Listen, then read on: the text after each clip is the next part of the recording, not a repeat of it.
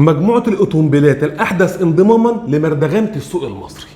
والاوتومبيلات دي كلها يا جدعان كسر المليون بزياده، وانت طالع وعلي ما يهمكش. بدايه السوزوكي جراند فيتارا، ودي بتنزل بموتور 1500 سي سي تنفس طبيعي 103 حصان.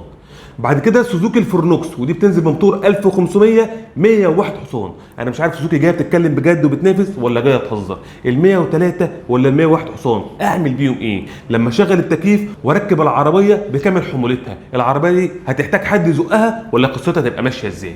الرينول اوسترال بتنزل بموتور 1300 تربو 150 حصان، دي تعتبر على الرايق. البيجو 408 والدي اس 4 والدي اس 7 عاملين شير في المكنه او شير للموتور. الثلاث عربيات دول بينزلوا بموتور 1600 تربو 215 حصان. الهورس باور عالي، والعربيات دي موتورها تعتبر على وضعها. نخش بقى على مجموعه الشاينيز اللي داخله تاكل السوق وتنافس بقوه وتهزم كل المنافسين. الشانجين السي اس ال 55 بلس، ودي بتنزل بموتور 1500 تربو 185 حصان. نلاحظ يا جدعان الهورس باور عالي قد ايه في العربيات الصيني.